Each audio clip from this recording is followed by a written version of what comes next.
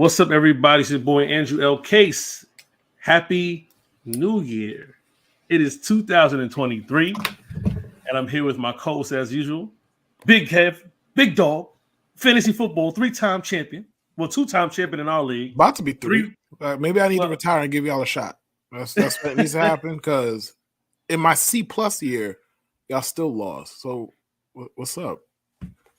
Big Dog. And then right below him, we got my man Jude Can't Get Right Jackson. The habitual 11th place finisher himself, you mean? 11th place champion. What's going on, Jude? I don't know why Kev's talking so much shit to me. I literally handed him a fantasy title. Like literally. Wow, I'm glad he's admitting it. Ladies and gentlemen, that. January 9th, 2023, Jude finally admits on camera that he gave Kev the champion. We'll talk about that later. All right, Kev. And of course, from Draft Season, first time on our show. We did their show last time. First time on our show. Mm-hmm. Polo Pifferton, a.k.a. Big Raz. It's been long overdue. It's a long time. You know, I mean, I appreciate the hit up. You know, I'm here finally with some of the biggest haters in the game. Some of the biggest Jets fans in the game. The boldest podcast on Twitter. You know, so I can't even. Let's go. They're not seeing my head, but let's embrace it. Let's embrace it. You know, I'm happy to be here, man. You know, it's been a tumultuous NFL season. Podcast on Twitter. We got to run with that one, man. You might have to. You might have to. That's a good one. We're gonna pay it forward. We're gonna pay it forward. But yeah, no, happy to be here, man. It's, you know, they said at Polo Pivoton, Young Raz of the Draft SZN podcast. We will be back soon and shortly. So you know, check out for us. But yeah, guys, let's get into it. We got a lot to talk about, so I'll let you guys run your show. Let's get to it. Yeah, to talk about. Make sure you follow Draft SZN at Draft SZN on social media on Twitter. Draft SZN, great guys doing great stuff. Yeah, listen, we're here. The season is finally over. JETS, just end the season. The Jets finished with a nice flourish, but a flourish of L's. 6 of them things. 6 of them things in a row. We were 7-4. You know, we were booking. Well, not Kev, but you know, we were thinking about booking tickets to Miami. You know what I mean? The champagne was on ice. You know what I mean? Thought we had a division lined up. You know, people were talking about this. You know, Salah, the coach of the year. You know, myself included. Joe Douglas, executive of the year, myself included. Like we were on cloud 9. Wouldn't you say so, Kev? Not wrong. Not incorrect. Correct. Not wrong. And then, as fate would have it, Breece Hall tears his ACL, and Zach Wilson got exposed for the burger he is. And Mike White's saving grace, you know, we were gassed. You know, we were gassed. Mike White came in, he beat the Bears, and we thought, hey, we still got a shot, at least wild card, right? Nah, man, it just wasn't in the cards for us. So I'm a gracious host. You know what I mean? I'm gonna let my man Raz speak. You're not. Why lie? Whoa, listen, 2023. I got a new mic. Yeah, so why are you lying like it's 2022? Because it's new year. New year, new lies? New shit. Anyway, sorry to cut off. Go ahead. Raz, man, I know you when we did draft season, and y'all gotta check that out, follow him on YouTube. When we did the season preview, I had the Jets winning 9 games. Jude had 8-1. I think Kevin had 7. I think you had 8 or 9. I think it was 8. We were 8 and 9 in my right. Right. So I mean, for the most part, it wasn't a stretch. We could have had that. We could have had more. What happened, bro? What happened to the Jets this year, man? I mean, it's, you know, you want to get away from saying like same old Jets, right? Like it at times felt very different and very much the same. You know, I think we hit somewhere in the middle on a lot of that stuff. I mean, if it comes down to, you know, the bolts and nuts of the situation, we didn't have a quarterback ever, not once. We won despite bad quarterback play. And then once legitimate superstar talent was taken away from this team, you know, you felt that. You know, Veritucka getting hurt as unheralded as a guard can be. He was the most talked about guard ever right now because he was his ability to play all over the line. We had an experiment there. Like, that's an outlier. We when you look at things like that, and that's what's happening, like, you'd got a dudes playing different positions every week. Things aren't in a good place. Like, but as Jet fans, we saw that and we're like, fuck it. That's why we traded up for him. Correct, right? Like, it was worth it, but he got hurt. Then Breece Hall, where people told us that it was kind of it. We didn't need to take a running back that high. Some people still may agree, but the talent was undeniable, and you saw what we looked like with him, with Zach Wilson at quarterback. And I just think we kind of had some coaching follies, whether it was time management, whether it was, just whether it's from Woody up top saying that we had to play Zach for as long as we did until he made the decision for us by not letting the defense down. There were a bunch of things that happened this year. And I just think at the end, we were deflated. Mike White was out there with one singular healthy rib. Everything else, like the rest of his rib cage was a brisket. And we went out there and we did what we did. We lost 6 in a row. Very winnable games on paper. But after that stinker at Thursday night where I was there in the rain, the season was over. I don't care what happened after that. Like, that showing showed me enough. And then they brought Strevler out there, and my arm is better than Strevler. It's, and I love the guy, right? Like, he was a real preseason phenom. And when he came in the game, the stadium was electric, but he's not an NFL quarterback. And we currently don't have one signed to this team going forward. So I think it starts there. And then, whoever wants else kind of chime in there, because I assume we're going to get into what the Jets need in the offseason after. But just starting with what happened this year, quarterback play and Jets stuff. I mean, I'll go next, and I'll say in a vacuum, because a lot of people will be like, "Oh, dude, the Jets have 7 wins. You predicted that. You should be happy about this." And I think the thing is, in a vacuum, like, if you forget how the season unfolded, in the vacuum, it's fine. The record's fine. 7-10, 8-9. I think most people would predict that. I see Kev's face right now, and he's very skeptical. And I know he's going to say something, but I see it. I'm just waiting for you to say something I can interrupt you, bro. Keep going. It's going to be a matter of time. So keep going. In the vacuum, it's fine. But when you look at how the season unfolded, Jets started off 5-2, 6-3, 7-4. Okay, and then they collapsed to 7-10. In that time span, I think that what grates me the most is that several horrible teams that were like the Packers, they were bad. The Lions, they were bad. The Jags, they were bad. I'm trying to think of the Steelers, they were bad. Most of those other teams finished with a better record than us, and the Jets started off at 7-4. So it's like, when you think of it like that, it's like, what the fuck's happening? Like, only the Titans had a worse collapse than the Jets. Than the Titans, they're in Tennessee. No one gives a fuck about them. But only the Titans had a worse collapse. So I think when you look at that, it's like, wow, this season really could have been something.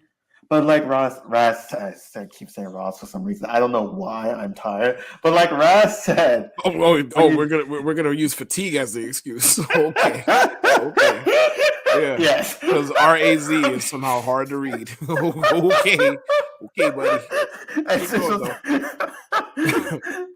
You got it. But pretty much, I mean, when you look at it, like Breece Hall going down, ABT going down, the injuries all across the offensive line, we're getting like glue starters left and right. Defense played well. Defense was absolutely outstanding, and I'm very proud of them. I'm very happy with what they did. It was fun to watch. But offensively, it's just hell with glue and tape. I think the biggest thing to underscore is I don't think there's going to be any sweeping changes, but Mike LaFleur, it feels like he doesn't know how to communicate with players properly. I think we are seeing now, like, several players, for whatever reason, have a disconnect with him. Elijah Moore, Zach Wilson sometimes. I'm trying to think who else. George Fant was talking about how he was... Oh, time out. Whoa, I know you don't give a fuck about Zach Wilson. Fuck about Zach Wilson's miscommunication with anybody, and neither should you. I'm shocked you're the one bringing that shit up. So that's fine. No, you have to bring that up. No, his miscommunication with Zach Wilson. Zach Wilson needs to communicate the football better to people in the fucking flat. That's what he needs to fucking. Oh goodness. Okay. Well, I mean, for other guys. Okay. I think I'm gonna go next, and then Kevin's gonna go because after Kevin's ready. Go ahead, Jude. But I mean, there were like forgetting Zach Wilson, but there were other cases of him like having miscommunication. Denzel Mims, Elijah Moore, like a bunch of receivers seem to not really find their footing under Michael LaFleur, and I think he has to get better at that, or he has to go. That's my big take of the offense. One of you can go. Is that it for the season? Nothing. No other thoughts for the 2022 season. Other thoughts for the 2022 season? I enjoyed the Mike White games. Mine's the Seattle game, but the Mike White game. I thought you would have said something of substance, but you didn't. Why would you think that? I thought he had something else. I'm sorry. I'm turning over a new leaf in 2023. Wow. I one thing I said, and I said this to Kevin when we went out. As a matter of fact, I said in group text all that stuff. I'm going to try to temper my thoughts, you know what I mean, going forward, you know what I mean, and kind of be more well-versed in what I'm about to say. It's not I told you so. I saw certain things coming, and it was just like, I didn't want to be that guy, that cold shower, but I knew the Jets so would you don't want to be Drew? No, right. All right. Right. Sure. I didn't want to be, the Jets. Those Malik Willis takes. Those Malik Willis takes he spoke about for 15 weeks straight have floundered as of late. You said Drew, right? You said Drew. Okay, Jude. I said Drew. Right. Yeah. I thought you said Drew. I thought you said. I said something about Malik Willis. No. No. I guess I'm tired too then because I heard Drew. Right. And friend of but see the that show, that's understandable though, brother Raz. Saying Raz when RAZ is quite literally right on the screen, not so much. It don't fly. I mean, but keep going, Case. I'm back on mute. My fault. Nah, that's cool. But it wasn't sustainable, man. Like AVT, Breece Hall. Listen, Breece Hall finished with 430 rushing yards. He still led the team in rushing yards. That's how bad it was. Funny. Michael Carter was second with 400. And I was surprised Michael Carter even had 400 when he was running this season. I felt like he kind of like lost a step and maybe he was playing injured, but it didn't seem like Michael Carter amassed 400 yards. The Zach Wilson stuff, I tried to be a good soldier. I tried to be I'm not going to. I did. I tried. That's cap. No, you didn't. I tried hard, man. I tried hard. They tried changing the not even definition remotely close to hard enough. But go ahead.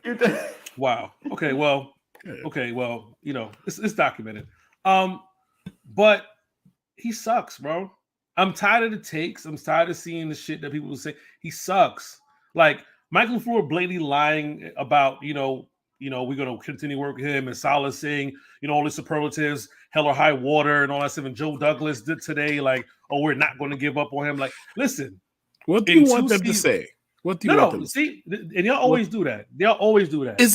What do you want them to say? You want them to say, hey, you know what? This guy should be working for JetBlue. What do you want him to? What do you want them to fucking say, bro? Here's my rebuttal. Mm-hmm.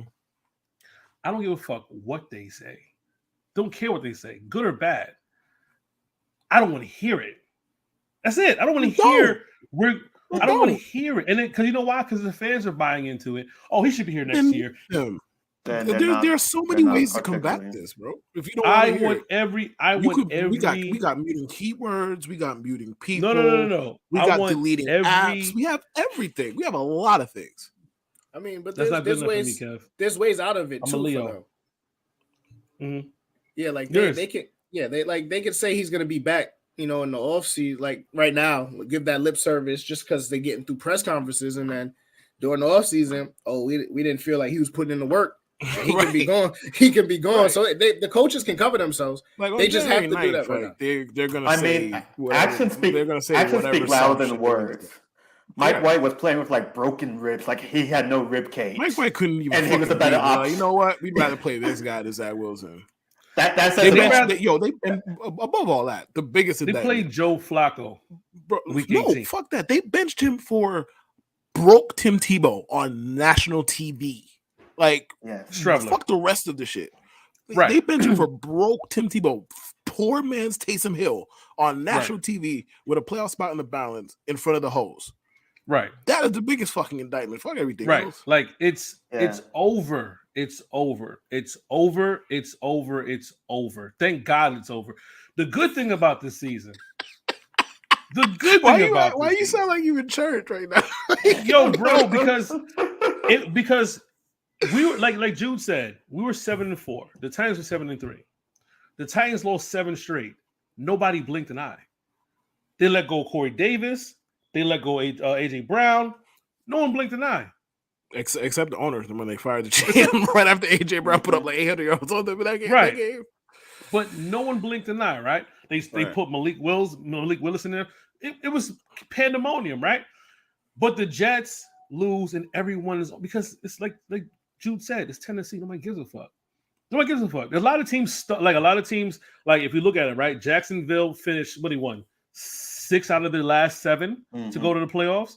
The Lions almost made it to the playoffs. It wasn't for the Seahawks, and the Seahawks wouldn't even be in the conversation if the Jets had won. You know what I mean? And the Lions wouldn't be in the conversation if the Jets had won. You know, like the Jets could have been. Yeah, Miami wouldn't be in the playoff. Like they lost 9-6, bro. They lost 9-6. They haven't scored a touchdown in 4 weeks. In 4 weeks. Like these are the things. Like I understand. I'm not like people are saying, "Well, hang your hat on 7 wins." If we were 3-7, and then we won 4 straight, and then we lost 3, okay, but not 7-4. You know what I mean? Like it's the way you go about and losing. That's what 6 straight. Yeah, losing 6 straight is not how I hang my hat on something positive. Now, the defense being 5th overall in DVOA, that's awesome. Quentin Williams having 12 sacks, that's awesome. But you know what's not awesome? When you ask Joe Douglas about Quentin Williams, and he doesn't have an answer that sounds like he has any confidence that he's going to sign him. You're going to lie to us about Zach Wilson. I get that, the lip service. But when asked about Quentin Williams, you did not have anything that suggested that the guy who's an all-pro, Pro Bowler, possibly all-pro, Pro Bowler is going to be back after having a career at 12 sacks. Well, I mean, he's a Mac guy. Yeah. They're negotiating. There's negotiations. I'm just saying. I mean, he also said he wasn't going to say Jet for life anymore after the Jamal Adams shit. So I can't. I think. Thank God Jamal's not a Jet for life. Thank God. But I pray Quinnen is back. I feel that Quinnen is back. I think someone like Salah will push for that as well. Just being a defensive minded guy, and I mean Uber needs to push for him as well. Like you saw the impact. I mean, I know we do the rotation on the D line, but Quinnen was an animal this year, man. And the sack dance needs to stay at MetLife, man. That should get the. I want to say something about Quinnen. That's his sack dance is so underrated. Go ahead, Drew. I want to say something about Quinnen though. During the Bengals game, after they did a 0 blitz for whatever reason, Quinnen told him, "You better not do that shit again when I'm on the field." And since that moment, that defense has actually gotten a lot better since that game, like significantly better since he yelled at those coaches. I mean, if that's not leadership, I don't know what is. Like, there's a legit split before that yell, after that yell, legit split. Point. Wow, the Jets defense in a new year for real. The Jets defense turned for the better after that moment. But like Jude had suggested earlier, and I said it this podcast before too, it felt like the coaches during the season were rubbing players the wrong way, whether it be intentional or not. But they stepped up. Like Garrett Wilson rose to the occasion of the whole bright lights thing from Michael LaFleur, right? You know, Quentin Williams stepped up to the whole he's gassed stuff from Ulrich, right? Who didn't step up? The quarterback. Everyone else responded well to critique in public. Zach Wilson was being coddled. The quarterback was never called out in public until he got benched. Well, until he got benched. Yeah.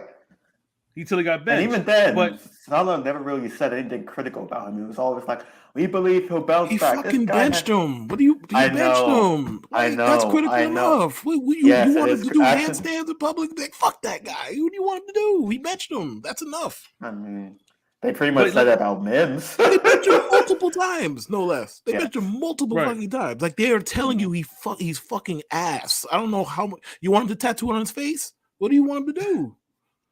That would be nice.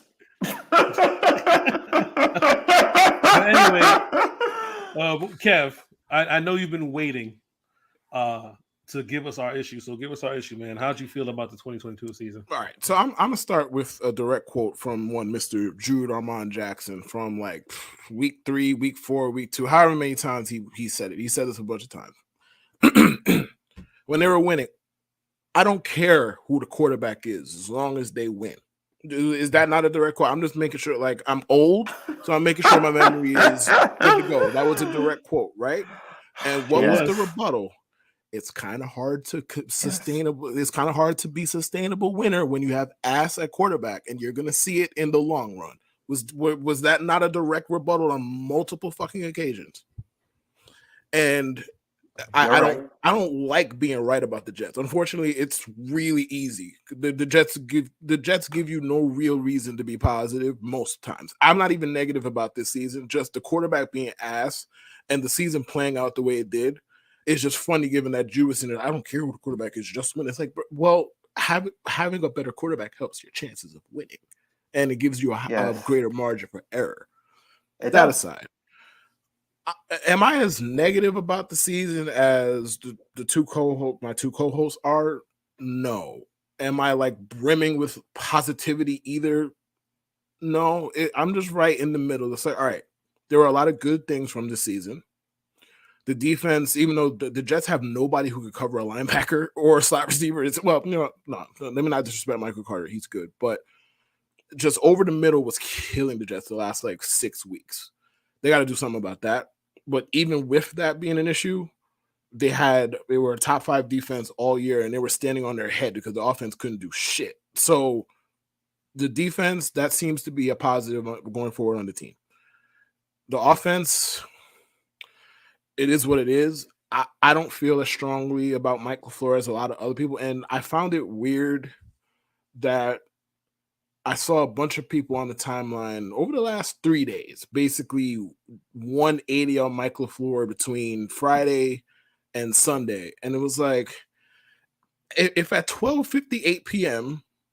on Sunday afternoon, you were fine, you were good with the Jets keeping Mike LaFleur, and you were making an argument that they should keep him, I don't understand what would have changed by 5 p.m. Eastern. Fire his ass. You expected fire to do his ass. Joe Flacco? What did you expect? Fire his ass. What did you expect? Fire his ass. Fire his ass. What changed your mind? What did Mike LaFleur do in 3 hours that was different than what he's been doing all year? I'm asking this genuinely. I'd like to know. Like, listen, in all seriousness, right? Mm-hmm. Me saying not to fire him was kind of like anti-Jude, like, what are you talking about situation? But when I really looked at it, right? Outside of the running game, which I understand, understandable, outside of the running game, you've seen it. Why are you running the ball on 3rd and 8? Why are you being a pussy play caller? Why are you not going forward in key spots? Yes, I know your quarterback situation is dire, but you're not playing as a team that has to go for broke and win to go to the playoffs. You're playing cautionary as if, oh, we got this. Earlier on during the season, it was cool because your running game was there protecting you. First half, you could play slow. Second half, you could speed it up and mix things around, whatever case may be. You were winning games. The Jets were winning a lot of games from behind. You know what I mean? That was the lead out right. As soon as Breece Hall goes down, he starts pussified coaching. But losing big spot games to Jacksonville, Detroit, the red zone debacle with Minnesota, and then finishing with a flourish of no touchdowns and only have 2 touchdowns in the first quarter, the entire season, 2, it leaves little to be desired. So my thing is, if you're going to keep him and do something like hire Gary Kubiak, which I feel like essentially you're kind of hiring someone's replacement, just get rid of him. Let's not pussyfoot around.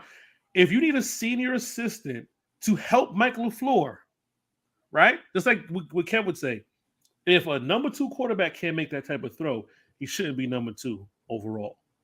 Mike LaFleur needs an assistant, a senior assistant to help him. You might as well just let him walk. I mean, go on. No, go on, Kev. Oh, okay. I'll take it. Yeah.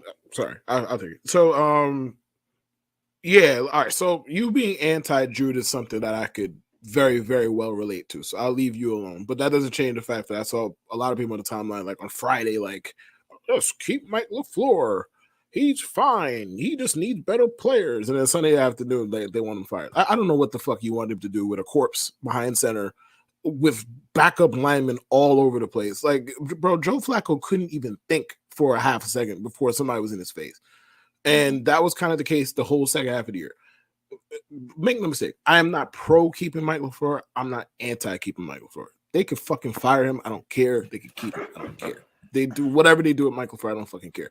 Because quite frankly, and I don't want to be reductionist, none of this matters until they fix fucking quarterback. None of it matters. Like, Garrett Wilson is goddamn poor man's Justin Jefferson for all intents and purposes, and they're throwing the ball every other time down the field because apparently Elijah Moore just isn't a factor in this offense for whatever reasons.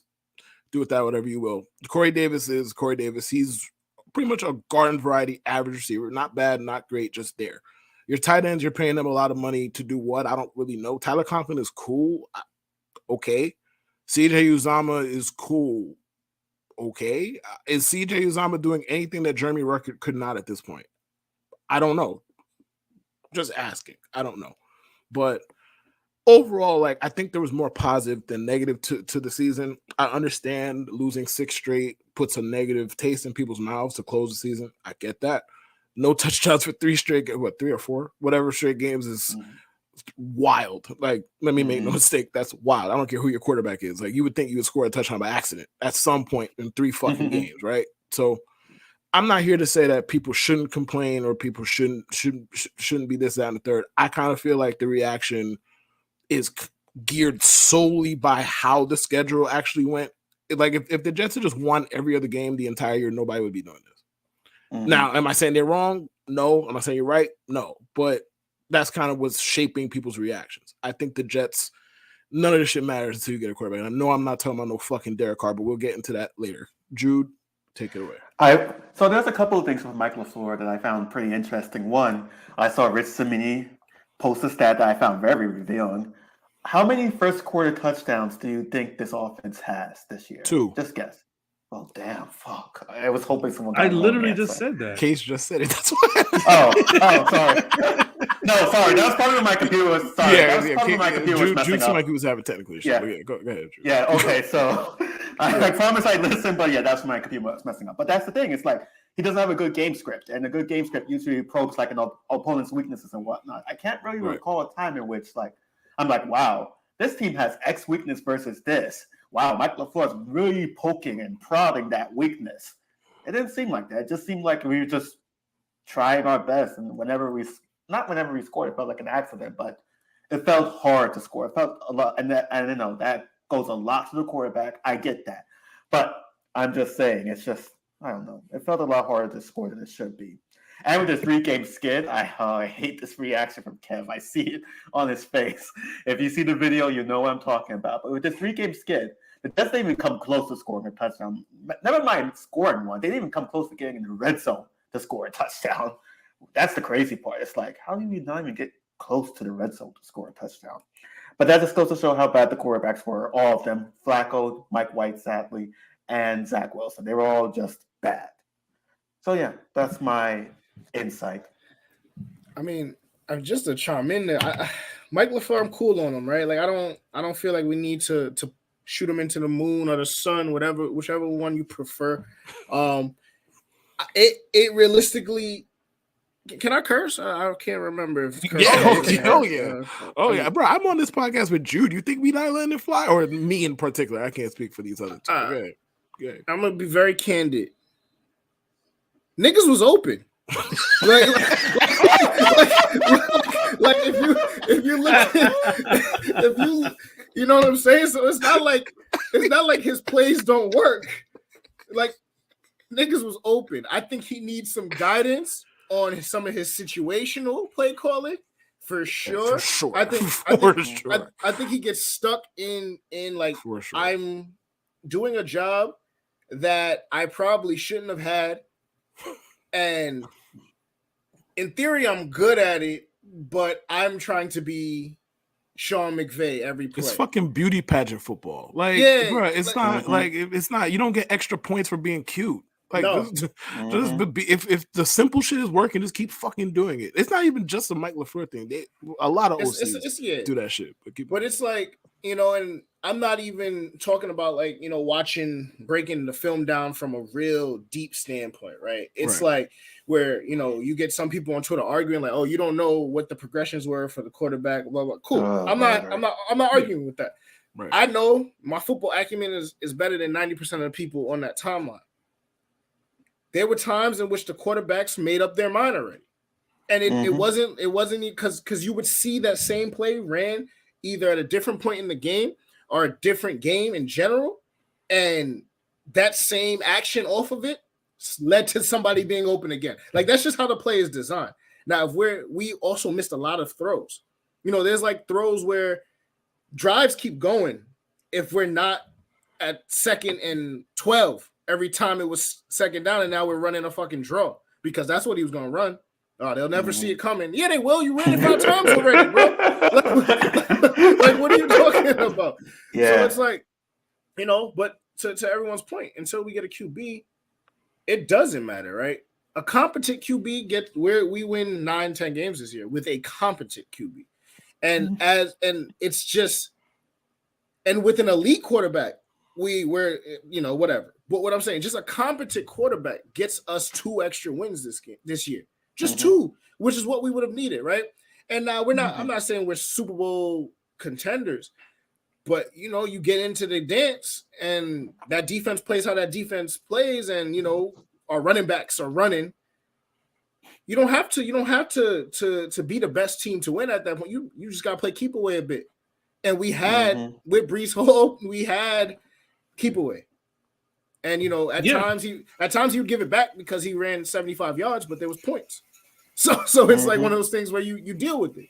I think Mike LaFleur, I've saw they bringing in is Mike, right? Yeah, Mike is the one we have. Yeah, Mike. His brother's now a bum too, so it doesn't matter.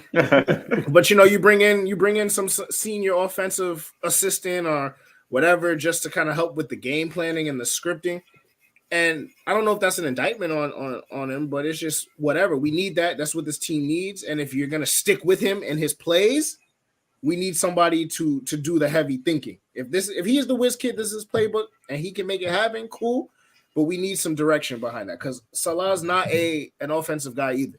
So we're having a blind lead a very young team. Yeah, I think so. All right. And a lot of fans will keep bringing up, bring up the dead. Rest in peace, Greg Knapp. I don't like the idea that we're like this Knapp thing is only surrounded by the whole Zach Wilson thing, right? They didn't say about the offense in general. They just said Zach Wilson. And to Raz's point, and this is why I bring this up, it seemed like it would have been more practical for Saleh to, instead of hiring his homeboy as the OC, hire a real OC and hire his boy as an assistant to kind of like get some more tutelage and learn. Because it seems to me, right, Saleh's probably the only one who kind of embraced the moment, rookie head coach, second-year guy. The other 2 key components, Mike LaFleur and Zach Wilson, have not. More so Zach Wilson. And it's like, Saleh, your tenure hinges upon these 2 guys being good. Now, he said in his press conference he's interested in getting some senior assistant. So this is going to lead us to our next topic. What do the Jets do going forward? Let's just take some things off the board. Aaron Rodgers is not going to be a Jet. Here's why. Before anybody, says anything, fans, what? He's owed too much money. It's going to be he's more expensive than Carr. And his contract is so conflated because with good reason, but right.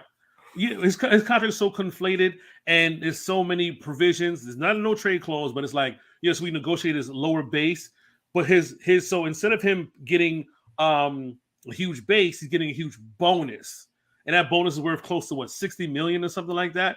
And if any team trades for him, they're going to be on the hook for that, like 59 of it, whatever. And the dead cap hit is ridiculous. So let's just take him off the board. We're not getting Aaron Rodgers, right? So that leaves you possibly Lamar, more likely with Carr, but less likely because that's another tricky contract situation because with him, his $40 million kicker kicks in 3 days after the Super Bowl.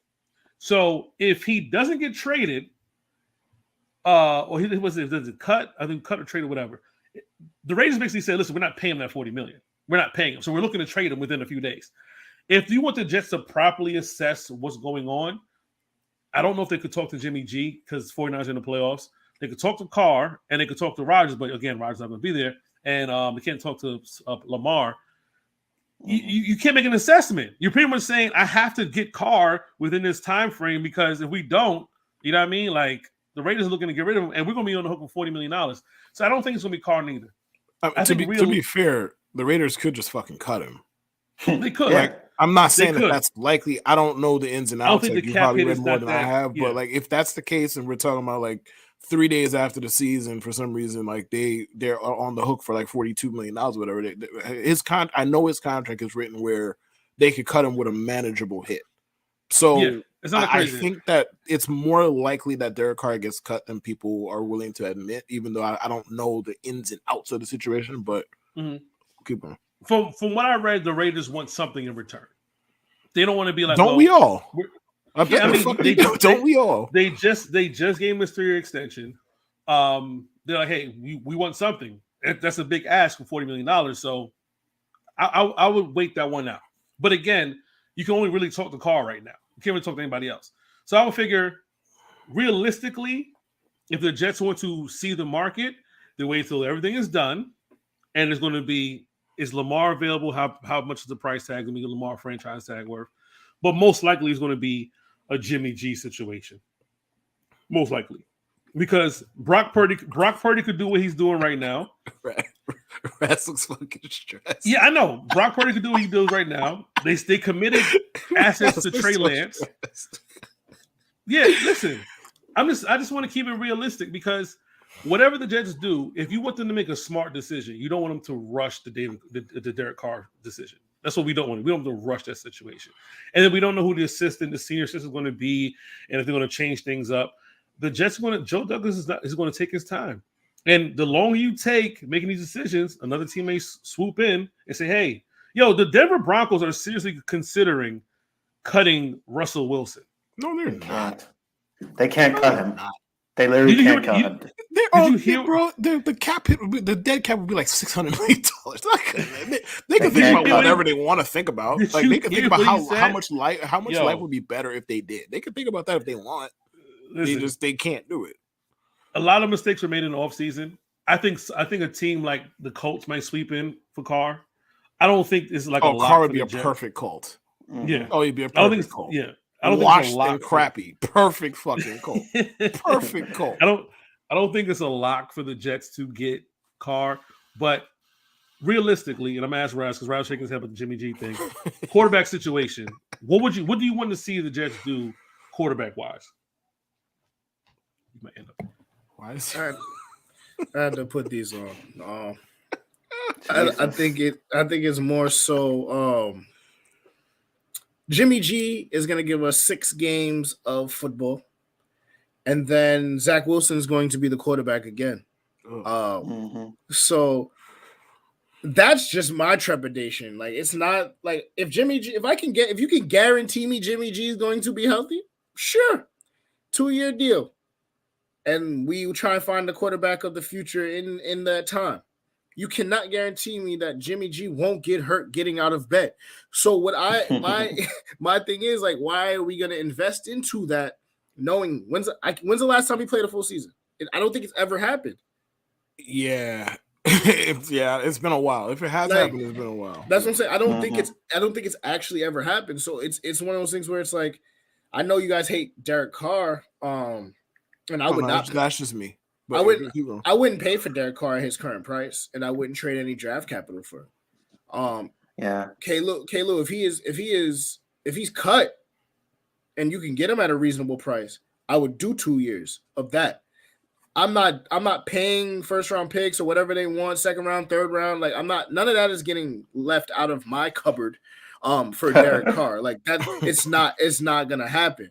But if I can sign him as a free agent, I'll do it. And then if that's not the option, like I don't think we're, as much as people want to say we're a quarterback away, we're not. So like trading up for a quarterback in the draft leaves us still with some holes that we need to fill. And I'm still very much like, I know we need a safety. I know we need a linebacker. Mm-hmm. And to get a good safety or to get a good linebacker, we would have to trade those picks to trade up for a quarterback. We have the 13th pick? Yes. So lucky, I mean, you pray one of them drop, but you know, CJ Stroud's not dropping, like Bryce, they're not, those guys aren't dropping. And then if they do, what are the chances it's going to be to the Jets, right? Like that, these aren't things that happen for us. And I'm not here to draft the dude from Stanford. I don't want the dude from Kentucky. Like at this point, give me the TCU quarterback in the 4th round. Like that's where I'm at with it. And sure. I'm fine with that too. And but that's TCU what I'm saying. Absolutely wrecked. Yeah, they had no shot. They get wrecked. I just got a quick question. Question. How many of the top quarterbacks are black this year? First round. How many of them are black?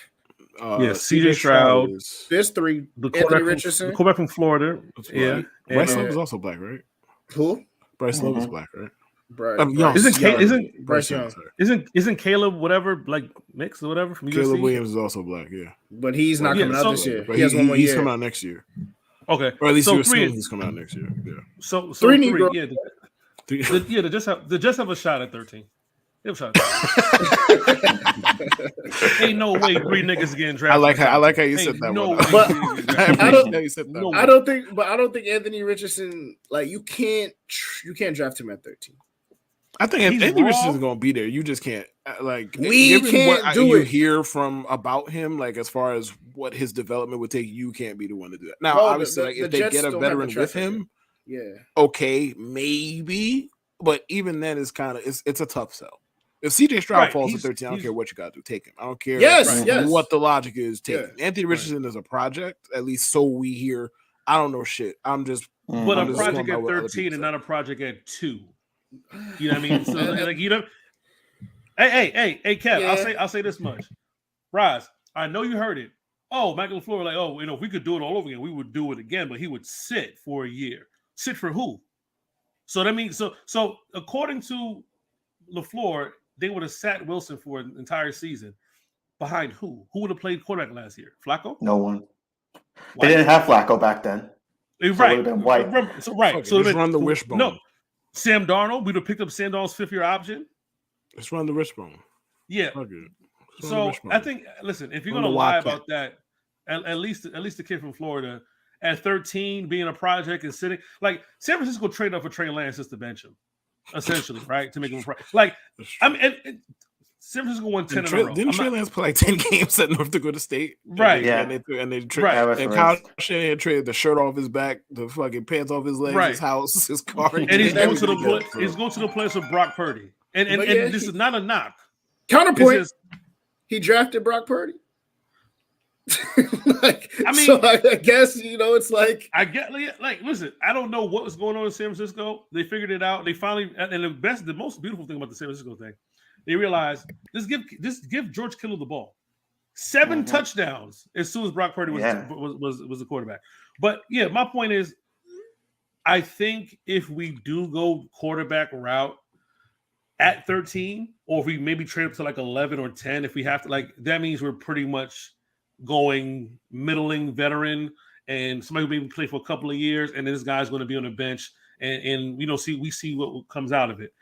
Does that save? Go ahead. Okay, so I want to say the thing is, it doesn't save their jobs right now unless this middle. Well, that's what. So, June, perfect. Takes the Jets I was about to say that. I was about to say, does it save their jobs? You know what I mean? No. You know what I mean? Mm-hmm. So they said somebody said the offensive lineman from Ohio State. I want the Jets to go wide receiver. And you know who I want? You know what I want? Ooh. I want the come on, bro. I want the son of the shooter, baby. You know who I want, Kev? Yeah. He's not. Yeah, he is. Is he? I don't. Is he so. eligible this year? Is Harvin Marison Jr.? He might be a redshirt.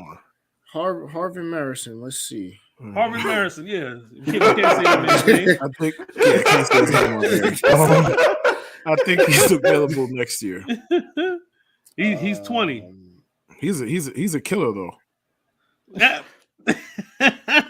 Harvin Marison Jr. I think he'd be killing these DBs, bro. Killing. What are you doing? What are you doing, Cap? He's only in his second year. So, but hold on, when does he turn 21? Hey, he be smoking DBs. He has 3 years eligibility left, so there's no shot. Hold on. When does he turn 21? Isn't it 3 years from college though? I mean, from high school.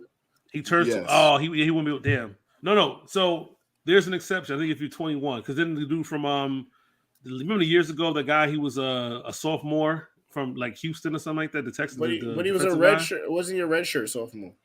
No, I think I forgot. He was the youngest person. He was the youngest one draft, but I think he played. Was it the COVID year? No, this was years ago. The interior defensive guy. He was drafted at 20 years old. Amobi Okoye. Okoye, yeah. What was his I remember him being wild young. I think he was 20. Yeah, he was young. I don't know what his status was or how he got there, but I know he was extremely young. Yes. Yeah, but no, the Jets. I think the Jets will go wide receiver because Corey Davis ain't it. Elijah Moore, he's going to be here, but it doesn't seem like they favor him enough, even though he's open. But I think we should get another dynamic receiver to complement Garrett Wilson. Somebody we're going to have under contract. Why don't you just get his boy? The other, what's his name? That's coming out of Ohio State. What, Jackson? What's his name? Smith. Higba? I don't know how you pronounce that motherfucker's name. So we're just gonna go with JSN. That's what we're gonna call it. Or if you want that big body receiver from TCU, who's he's an animal. He looks good. He's just playing against Georgia right now, and that playing against grown men. he's in double coverage because there's nobody else out there. So, what's his name? Quentin Johnson, I believe. Yeah. Yeah. He's good. He's solid. Yeah, but no, I think the Jets should definitely go receiver.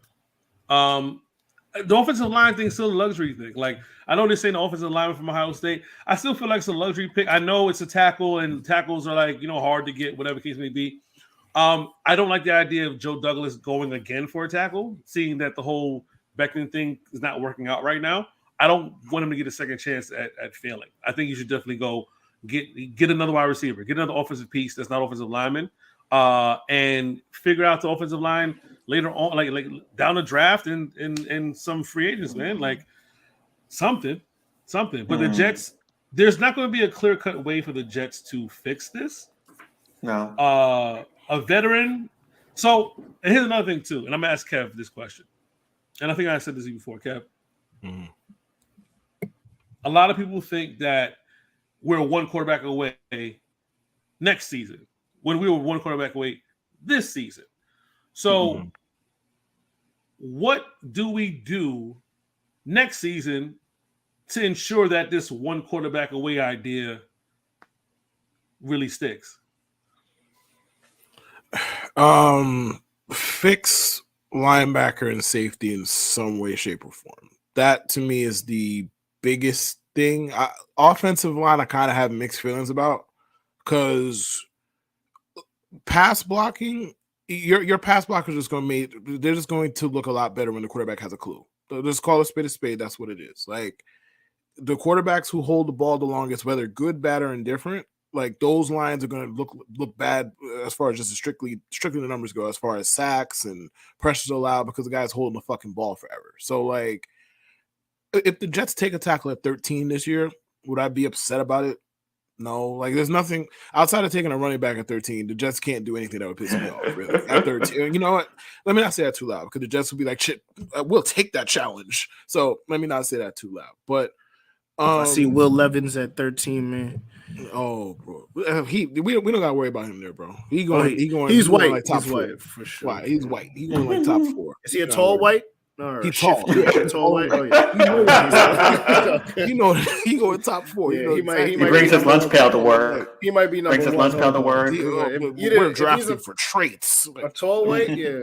Tall white. And he played in the SEC. Yeah. Oh yeah. Yeah. He got drafted top 4, but yeah, you fix safety, you fix linebacker.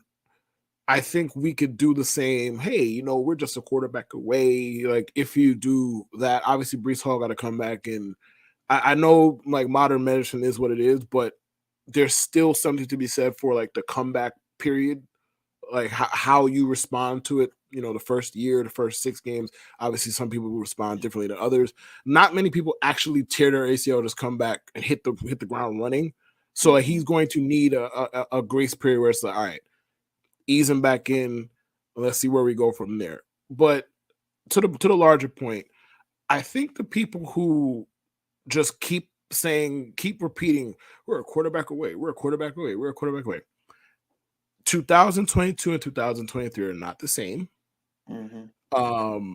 Defenses from year to year are hard to predict stickiness because injuries happen, decline happens, so on and so forth. This is why I've been saying this to Jude for whatever 12 years now. Like, hey, the easiest way to success is having a good quarterback. Yes, I know you can't find them. It's not easy, blah, blah, blah. But who cares who the quarterback is? Bro, if you want to win, you should care who the fuck the quarterback is. Because if you have any type of slippage from your defensive players, like if the Jets defense is 11th next year instead of 5th, we're having an entirely different fucking conversation. Like, you need the quarterback to be at bare minimum competent. But given the Jets were a top 5 defense this year without a linebacker who could cover a fucking soul, I think that side is going to be fine. The safeties, we'll see what they do with it. Like the San Francisco Jets, San Francisco West, whatever kind of way, is like they don't necessarily prioritize safeties, so I don't expect them to go out of their way to go get a top flight safety. I just need somebody better than Joyner, though. Like, please, I know there are good short safeties, and I'm not height shaming on this program, but please get the 5'9" safeties out of my face. Don't do that. Don't, because you're gonna see North, like the Seahawks game, bro. Metcalf and Lockett caught 3 passes combined. It was just random tight end, random tight end, random tight end here, random tight end there, random tight end. Like, it was that all over the place. It was creative player. It was creative player scoring for the I never heard of him. I was like, yo, who?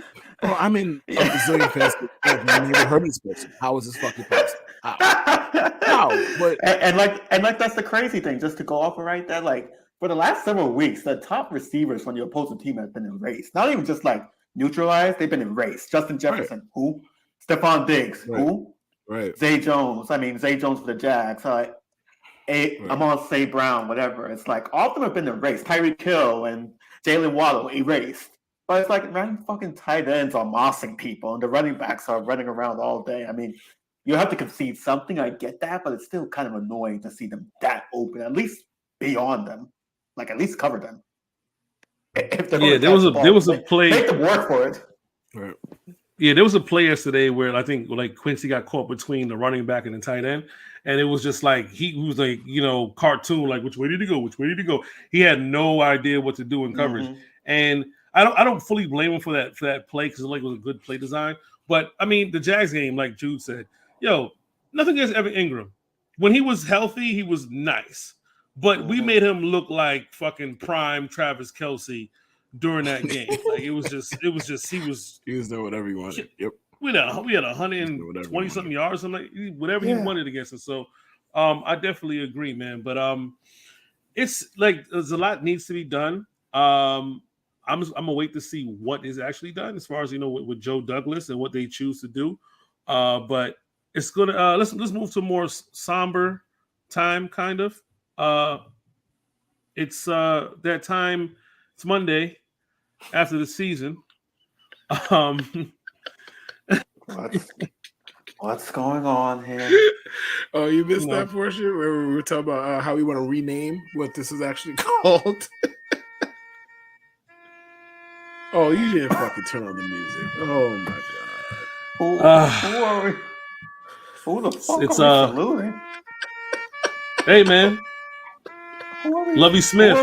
Lovey Smith, man. We're saluting that guy? Lovey Smith. Why the fuck are we saluting Lovey Smith? Jude, have some respect, bro. Have some respect, man. All right, not for nothing, Jude's right. But he got fired the minute he got hired. The moment he got hired, he was going to get fired. I don't know why we're saluting a guy that's a retread. People acting surprised that he got fired is fucking hilarious. Have some respect, man. People lost their jobs today, bro. Come on, man. Bro, he got paid $6 million to be a bystander. I don't feel sorry for him at all. Yo, Lovie Smith, I knew the job.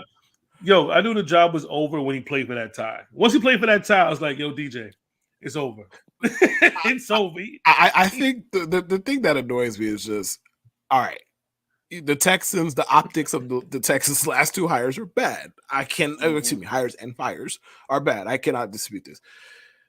We do not have to pretend that Lovie Smith is a good coach. We really don't. Like, we really fucking don't. It is not 2006. We do not need to do this, bro. Like, yes, he got shafted. Fine. It was a good long con. It was a good long con by the Texans. Of course.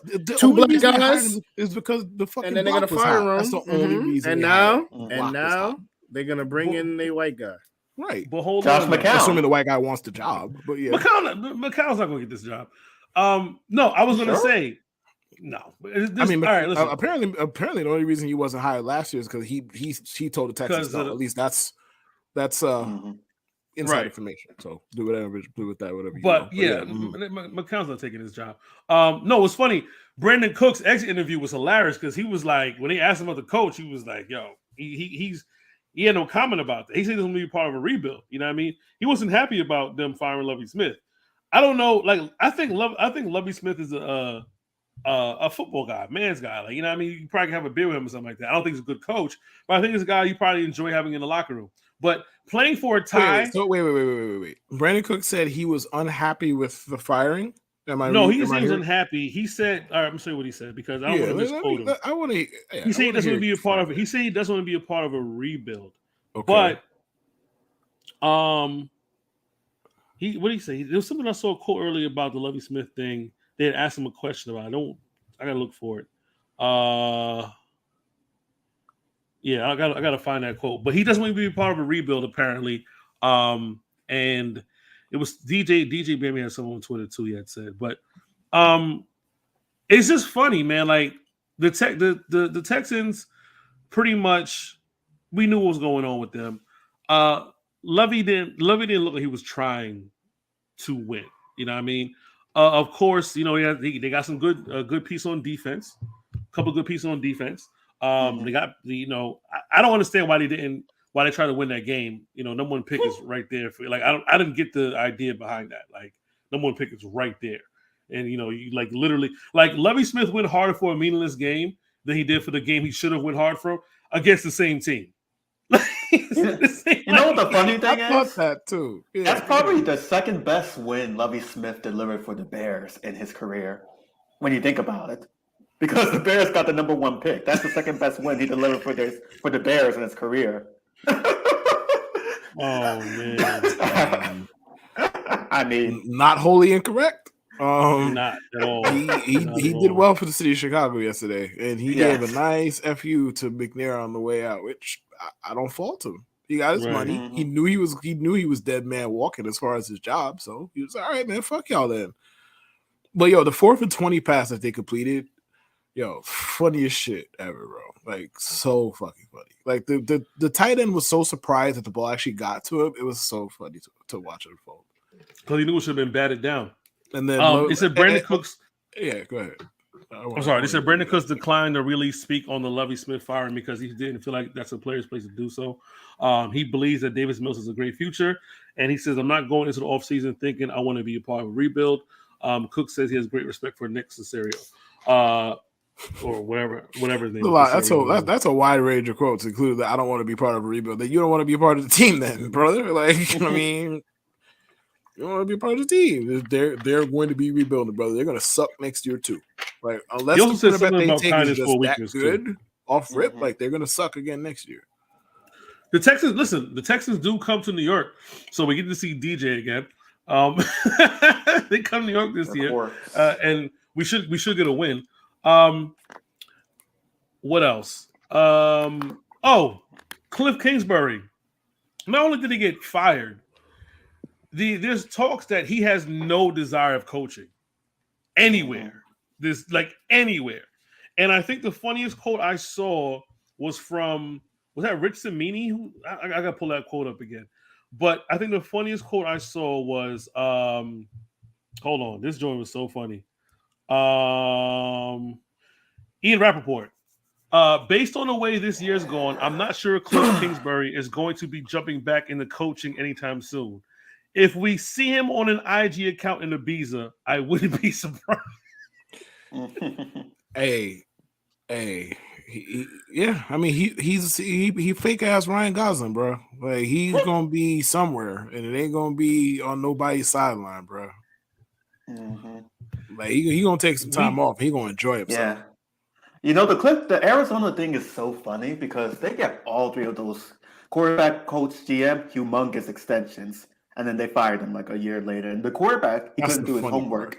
He couldn't even do his homework, essentially. Cliff Kingsbury, I don't know what he's doing. I think maybe they wanted the next Sean McVay or something, but his offense has been mediocre at best. And then Steve Keim is a drunk. So it's like all of these things. I mean, he literally got the DWI. I thought he got multiple. Or am I making that up? I know he has at least one. I know either way. Much. Keep going. He stepped down. He stepped down. He stepped down. Writings on the wall.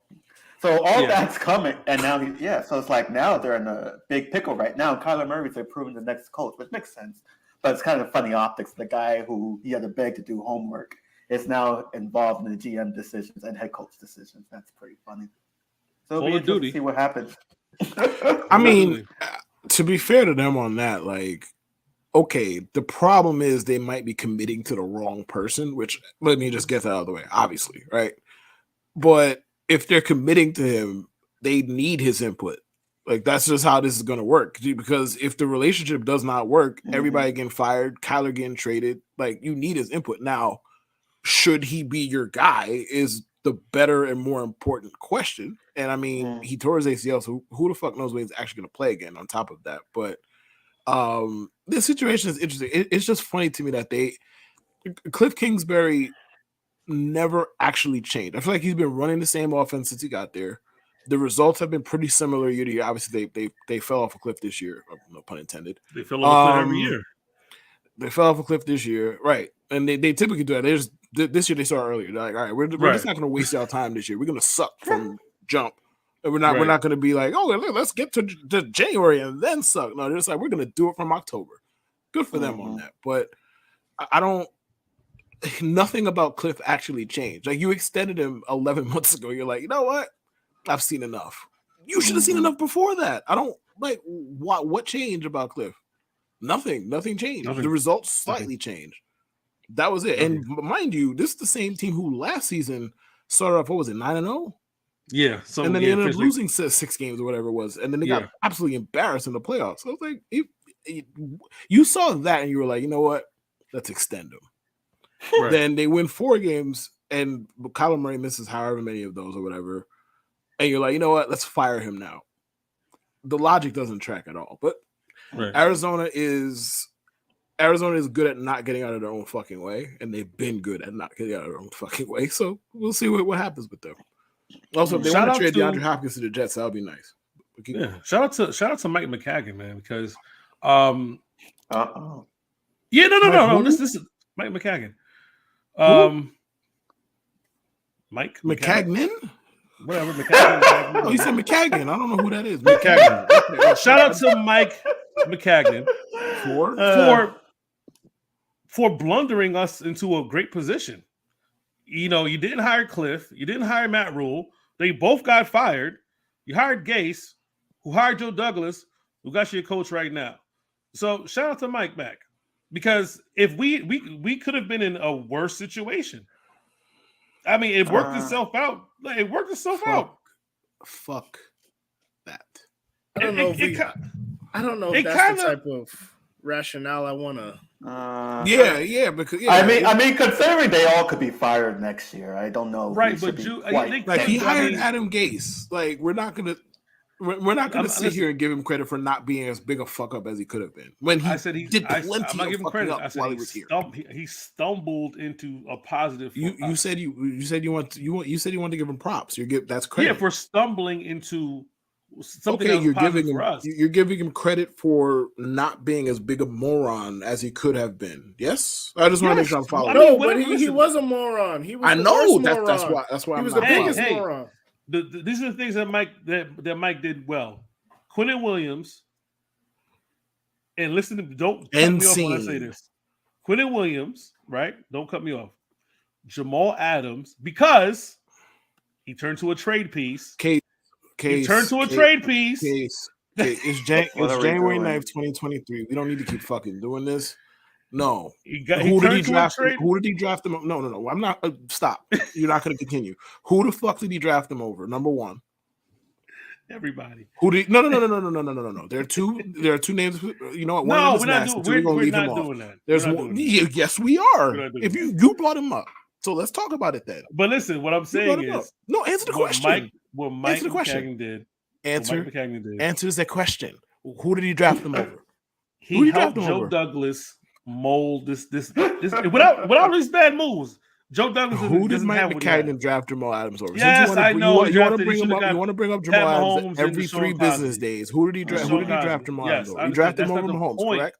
What was the Jets quarterback depth chart at that point? That was not the point. What was the Jets quarterback depth chart at that point? The point I was making, Kev, because I know you're still hung up on this. The point I was making was the fact that all those bad moves turned into Joe Douglas's favor. It worked itself out. Except for Zach Wilson. Nothing has worked out yet. We're close. We're close. To what? Exactly. You know what would have made them closer? What? If they didn't draft fucking Jamal Adams, that would have made him a little bit closer. We're not talking about Joe Douglas. I'm talking when you brought up Mike McCagnon.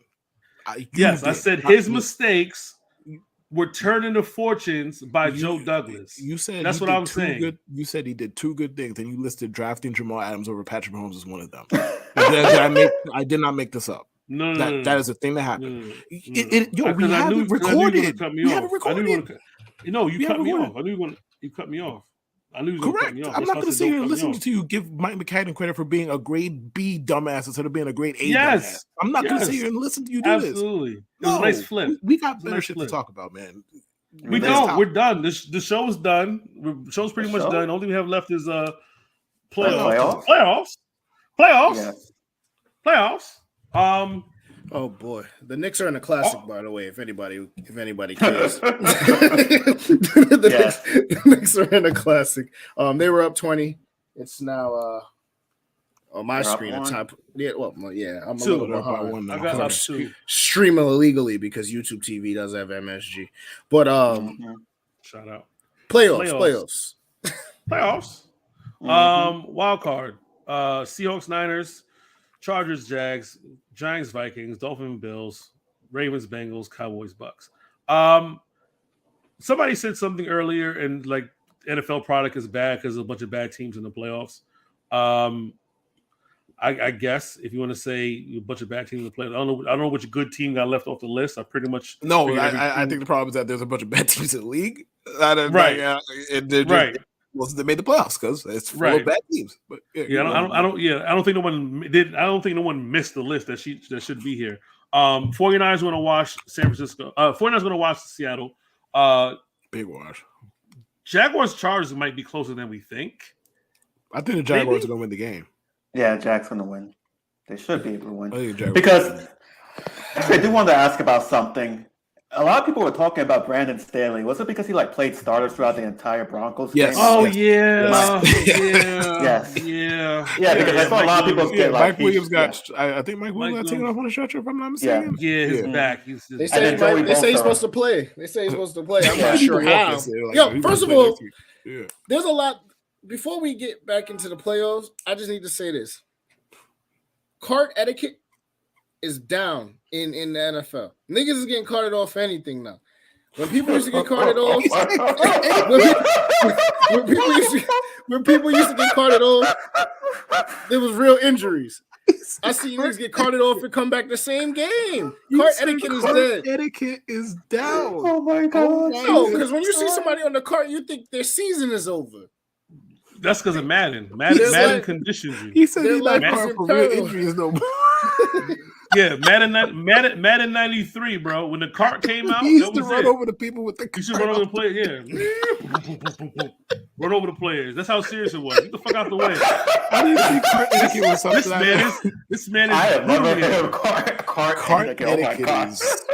Very. He's right though. He's right.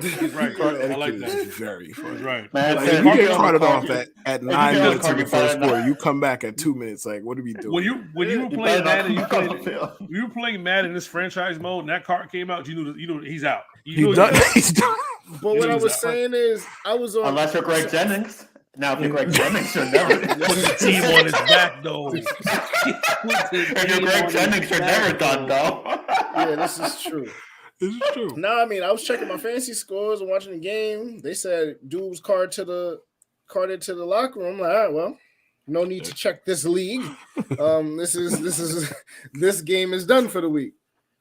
Came back, scored 20 fantasy points. I'm like, this is incredible. That's what I'm saying. Cart etiquette, man. We gotta, if we gotta tighten up. Yeah, we gotta tighten that up. I might have to put that on some shirts or something like that. But the team on his back. Did Joey Bosa get hurt too? He's back now. He's back. Okay, yeah, so I don't understand why City was playing them dudes. And he's like, well, we only have 48 people. Then play the other ones. What the fuck is hard about this? Yeah. We only have 48 dudes to play. It's not as easy as it looks. I don't know. The Giants did the quite literal same thing yesterday. The same day. Not 5 years ago, not 10 years ago. Yesterday. They did the same shit. They didn't play anybody they had worth a damn. They was out here playing Davis. Shout out Kenny Golladay for catching a touchdown. Kenny Golladay catching touchdowns in week 18 of the game that means nothing. Wow, he probably got an incentive and got paid more money for that touchdown. Somebody made a graphic like Kenny Golladay makes like an extra $3 million if he catches 78 passes in week 18.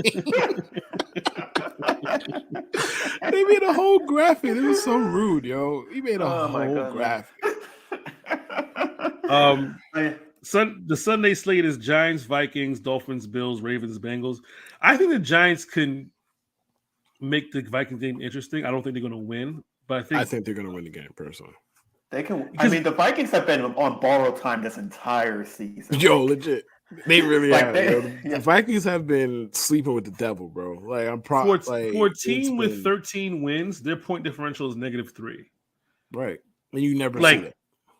They've scored 424 points. They're good. The Vikings are the perfect embodiment of the 2022 NFL season. Like they're so fucking mid, but they won 13 games. Like how, bro? 13 I watched a lot. For some reason, I watched a lot of the Vikings. They're on a lot. And just like I don't get it. Like how the fuck did they win 13 games? How? But they have. It kind of reminds me of the 2019 Steelers. Oh yeah, the big mid. No, 2020. It was 20. It was COVID. Yeah. COVID. They started off, I think it was like 12-0, 13-0, whatever it was. Yeah, it was like, yo, how the hell are they good? Nobody outside of Pittsburgh thought that team was any good. Like nobody. And then they ended up getting washed because, of course, they did. Right. Thank God they're not in the playoffs this year. Yeah, the Vikings. I can see the Giants winning that one. Like if I were to place some bets on the spread, it would be Jag spread, Giants spread because. Hold your horses, Tippin. Goodness gracious. Tippin Jackson. Tips with Tippin is what we were working on, operational tips with Tippin, but I don't know. Hold your horses, Tippin. We gonna get to the gambling portion. Holding my horses. Dolphins Bills will be interesting if Tua could play, but I don't think he will. They haven't made any decision yet if he's going to play. They need to sit him for his own good. He needs to take a tumbling class at the local gymnastics gym. He does not know how to fall. He's on his back, bro. He's on his back, man. Come on, man. How many times have you fallen on your back and have not scrambled your brain? I'm not an NFL quarterback, though. I mean, have you played football before? To be fair, we can compare him to other quarterbacks. To be fair, yeah, they don't be scrambling not getting either. The last time I fell on my back, I fell out the shower. It was not great. That's some old nigga shit for sure. That's Pretty much. Pretty much. Not a lie. Pretty much. Like that's the last time I fell on my back. But but look, every time he get hit, it looked like a Looney Tunes chalk scene. So it's like nobody else falls like that. That's what I'm saying. Nobody else falls like that. It looks like the Roadrunner and Wile E. Coyote just got. Raz is carrying this podcast for the last 10 minutes. He's carrying this podcast. Kev, make sure to clip this. Put this out. Yes, I'm clipping that one. I'm clipping the one where he asked if he could cuss, and then he drops the. Niggas was open. they do be open, bro. Like it's not. The pause, though. The pause is great. Like, can you cut? Yes.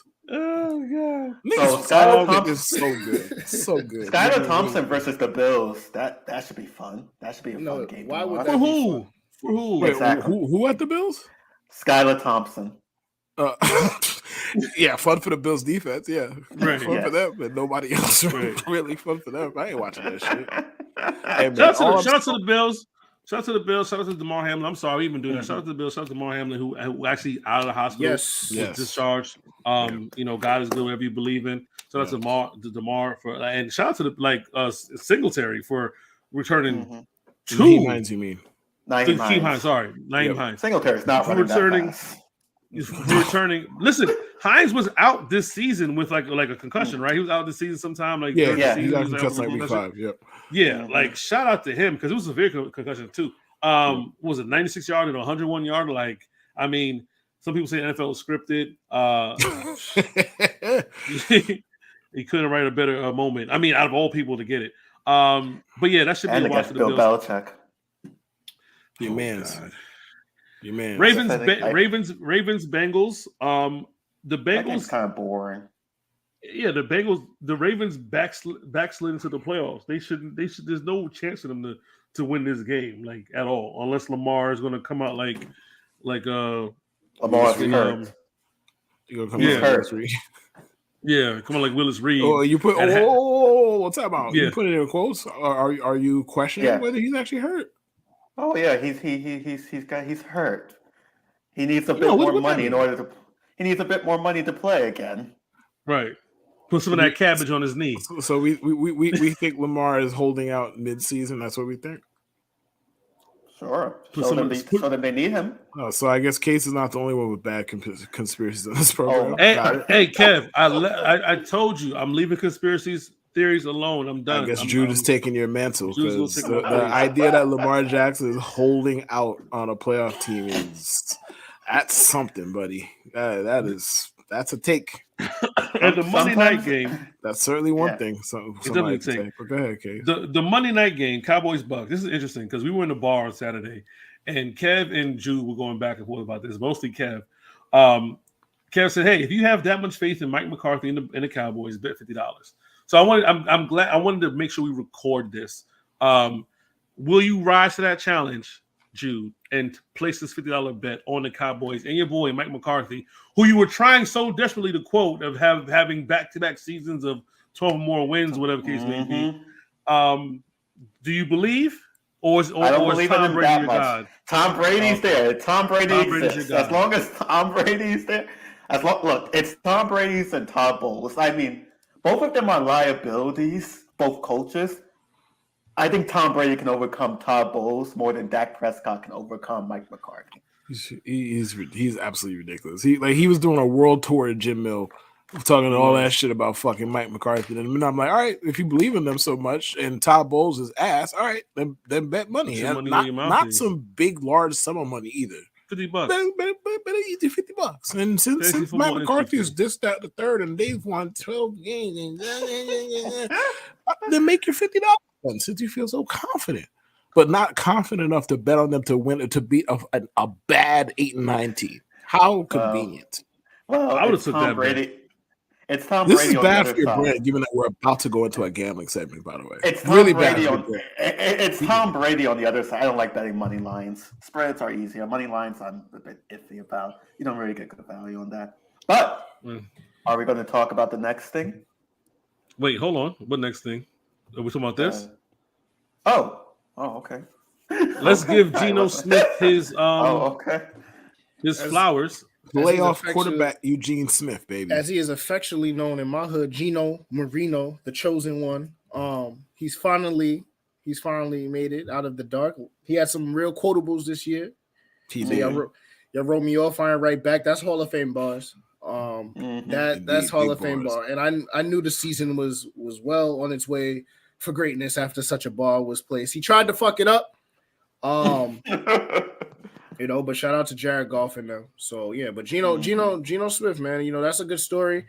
The talent was always there. And he's making the most out of getting to throw to DK Metcalf, and shout out to him. Yeah. I like the revisionist history stuff about all this Jets should have kept him and everything. I'm not really too much of a fan. Gino admitted he wasn't mature enough, and he went through what he went through. And he said that even his time with the Giants helped him out. Again, Raz is on point with that quote. You know what I mean? I didn't write back. That was fire. Almost 70% completion, breaking records from Wilson. And they wrote off the Seahawks, and they're back in the playoffs. So shout out to Geno Smith. And I know Kev got a lot for the boy as well. Oh, man. So, first of all, Geno Smith making more postseason appearances in his career than one Ryan Fitzpatrick makes my cold, black-ass heart warm. I love it. It might be warm for the wrong reasons, depending on who you ask, but that's fine. It makes my heart warm because, well, first of all, Geno got a raw deal here, in my opinion. I'm not saying he did a whole lot on the field to back it up, but he lost his job because somebody punched him in the face. And then fucking they go to next season. For some reason, Ryan Fitzpatrick wins a stare down with the Jets. One of the most embarrassing moments in franchise history, by the way. Them letting that fucking guy win a fucking stare down with them. Anyway, he never gets a fair shot to get his job back. He heads to the Giants. They bench Eli Manning for him, which was funny, by the way. But they bench Eli Manning for him. Whatever. His voyage leads him to Seattle. He takes over for Russell Wilson. Nobody expected anything from them. It's a really good, heartwarming story because I like Geno Smith, and he seems to have grown from his time in the NFL. And it hasn't been easy for him. Obviously, he was on the bench for like 8 fucking years, so it has not been easy for him. And I'm very happy for him. And one more, since I've been giving you like 2 minutes of positivity. Fuck Todd Bowles. One, sincerely, fuck Todd Bowles. Like, for how he handled that whole thing, for a lot of reasons, football and non-football. Fuck Todd Bowles. That is all. Carry on. Yeah, good for Geno for making it this far. I mean, yeah, Todd Bowles he's something else. But like Geno, especially as a black man, I mean, being a black backup and finally getting another chance to start, it's so rare in the NFL. And like start meaningful games. That's how you know Geno could play. Yeah, if Geno could play, he would out of the NFL a long time ago. That's how you know, like he never got a shot because you sit behind Russ. I understand that, but also like there definitely is a thing where NFL teams do like to back up black quarterbacks with other black quarterbacks, so they don't got to hear stupid shit from their fan base, like, "Oh, let's play Cooper Rush." Like they don't got to hear dumbass shit like that. They're just like, you know what? They're not gonna like the black dude backing up, so they're not gonna say nothing when the starter struggles. But that's neither here nor there. If he couldn't play, he would have been out of the league a long time ago. But carry on. Yeah, that's pretty much what it is. He got a chance to play. He's played well. I can't believe fans were seriously talking about Drew Lock over Geno Smith like that. That's just tell. That's just a tell right there. Like if you say Drew Lock over Geno Smith, you're just telling yourself. I mean, weren't you the one who hated Geno Smith during this time in New York? I did not. Like, didn't my you gonna lie? I was wrong.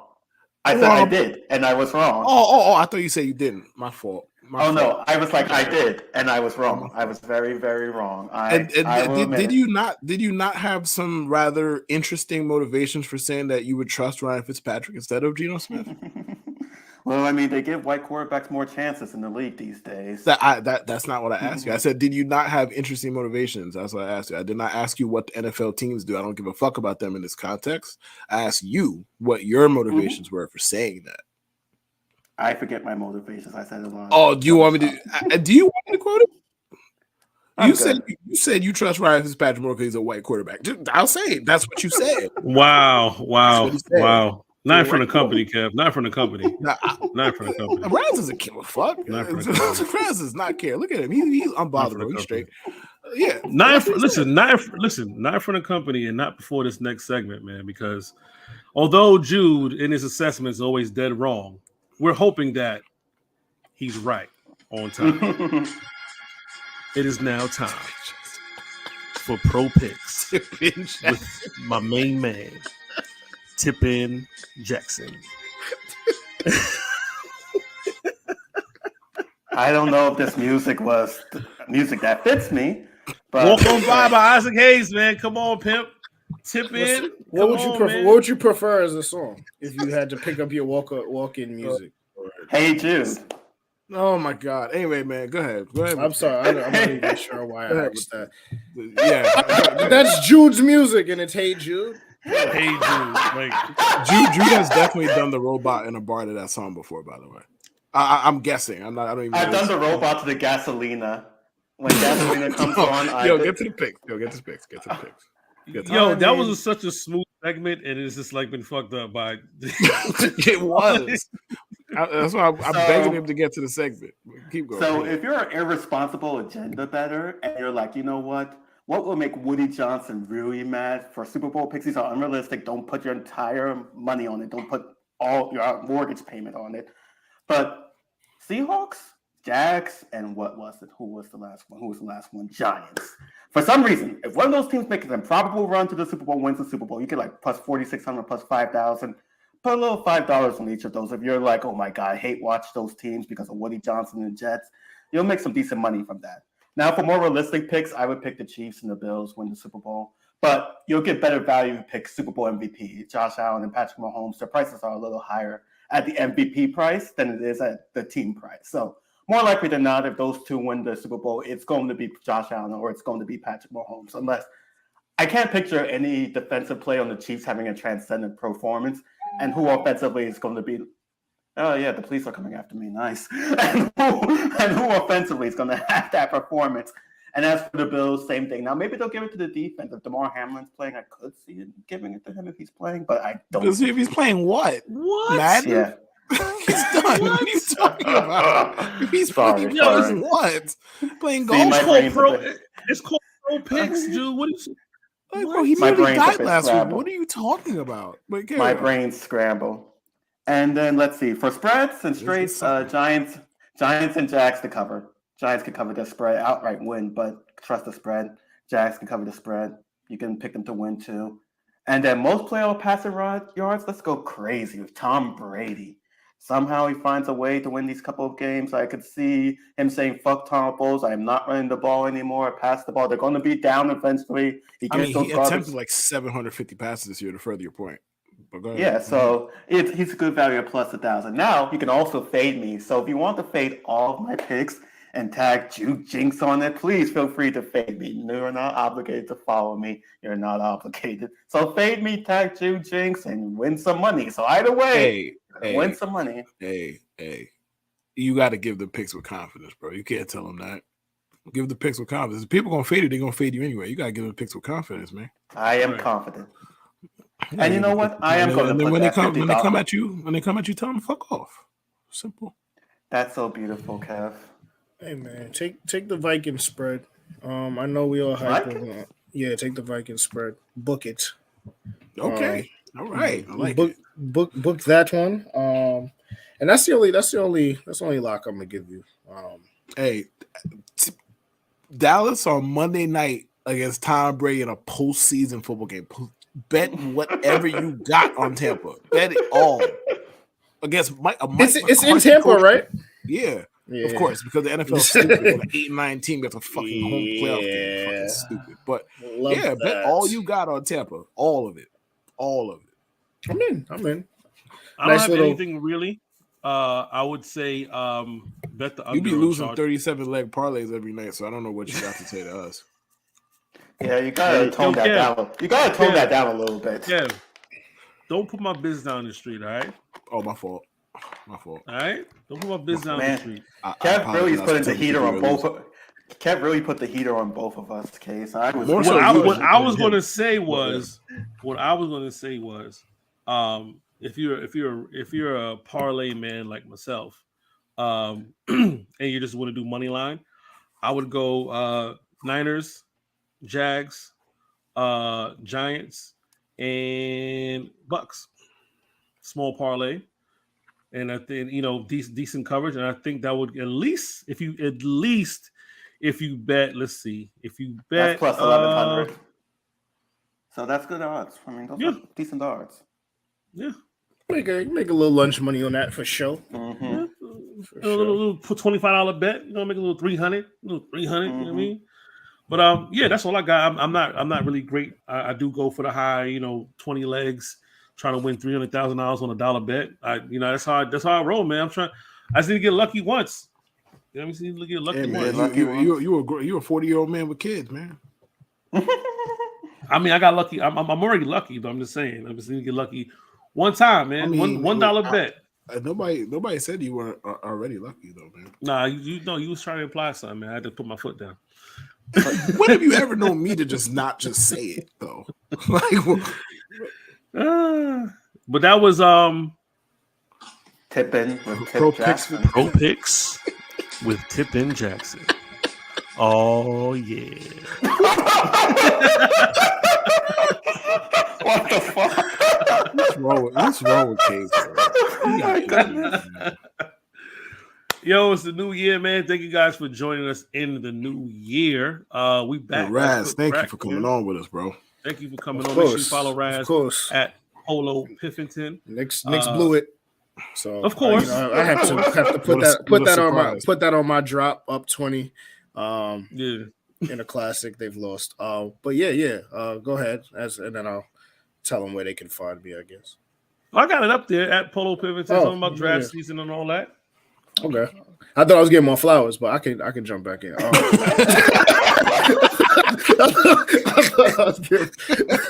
But I appreciate y'all having me as always. It's always great. We're gonna get y'all on when we get rolling again. Anytime y'all got a spot for me, let me know. I'm available for you guys. You brothers do good work over here. It is not easy being a fan of the team that we are a fan of. So anytime that you guys have a bit more positivity involved, hit me up for that too. I don't know how much positivity comes with covering this team, but I appreciate y'all, and I will be back whenever y'all call. We love you, bro. We definitely appreciate you for coming on with us. Yes, thank you. If you love the new gambling segment, make sure to follow Jude. I don't know if they love. They might be like, "What the fuck is this?" And be like, "Pro Picks with Tippin Jackson." Hey man, we got music and everything, man. I don't know how to hit on it, but we gonna finesse this one. Jude's gonna tweet out these picks. If you didn't catch them, we're gonna tweet them out with confidence. Follow him and fade him. Pro Picks with Tippin. Of course. My brother from another, Kevin Lewis. Follow Kevin Lewis at KLEW24. Make sure you check him out for the Underdog Fantasy stuff. You guys still working right now, or when are you off season? Nah, we done. We done for the year. So done for the year, but that was definitely Kev won our championship, man. It's 2 years in a row, and he won 2 more championships in another league. So if you want some fantasy football tips, make sure you listen to All In with Kevin Lewis on Monday nights when Underdog does come back for the football season. Make sure you tune into subscribe to them on YouTube as well. I stopped dropping my @ because I don't want you motherfuckers to follow me. So make sure you follow us at MIPod69 on Instagram. But you want them to follow Jude though? Hey, you don't care about you don't care about the mental health of our followers? Jude's veteran, man. They love Jude, man. It's either gonna pick on them or they love Jude. I don't know if they love his tweets, man. But no, I don't want you following me. But I do mainly tweet mostly. Well, I'm kind of cutting back from that too. But MIPod69 on Instagram and on social media. But make sure you guys join the Discord. We're building a beautiful Discord community away from the timeline. Where Jude argues with everybody every day. Right. What the fuck have you been? So you've been throwing strays all day, Cav. Don't say strays. I'm throwing them right at you. What do you mean? What do you mean? You've been catching strays. I'm shooting right at you. I'm saying your name and everything. What you mean strays? Man's doing a fucking drive-by every minute. It's like I'm just walking. I'm like, I don't know. There's that movie, this popular movie where this dude gets shot like multiple times, very dramatically. I forget what it's called. It's an old black movie. The Matrix? No, it's not that. That's what it looks like. It's the Ricky or Bobby or whatever. Ricky yes, or Bobby. Yes, one of those, in which the guy gets shot very dramatically. Oh man, he's talking about Menace to Society. Maybe that. Is it Menace to Society? Or Boys in the Hood? Boys in the Hood. I think it's Boys. Yes, he's about when Ricky got shot by the shotgun in the back. With Boys in the Hood. Yes, that's what's happening to me right now, over and over. But yeah, so also what I'm saying, to read with the Discord, when Twitter went through all those crazy faces and everything like that, and spaces getting real toxic and crazy, we decided to open up the Discord to the fans. So definitely join our Discord. We regular text conversations. Sometimes we do voice chats. Antoine Staley's in there. Chris Williamson is in there. DJ Banami pops in here and now, here and there, but we're trying to build a really dope community off of Twitter. So you can talk about sports. We share gambling tips. And whatever you're interested in, man. Football, basketball, baseball, hockey. So join the Discord. We definitely gonna drop the link. And I think that's about it, man. Is there anything else anybody want to add before we go? No, just send me the link, man. I can argue with y'all. That's what's up, man. That's what's up. Jude also, for those, this is the this was the Top Flight neck gaiter that I just that we got designed. It's actually really good material. For those cold games, you play flag football, or if you just go to the Jets game, you need something to put on your neck and or you want put to on your face, or you want to rob a liquor store, something like that. Well, I prefer the ski mask way, but I don't know. That's more stylish. Maybe that's what the people want to go with. But no, this is actually really good stretching material. Some neck gaiters. Top Flight material looks good, man. Mm-hmm. Top Flight University. We're gonna drop some new stuff this year. So at my pod.store for all of that. But that's it, man. Shout out to y'all. Stay inspired by 69. Take it easy, guys. Peace.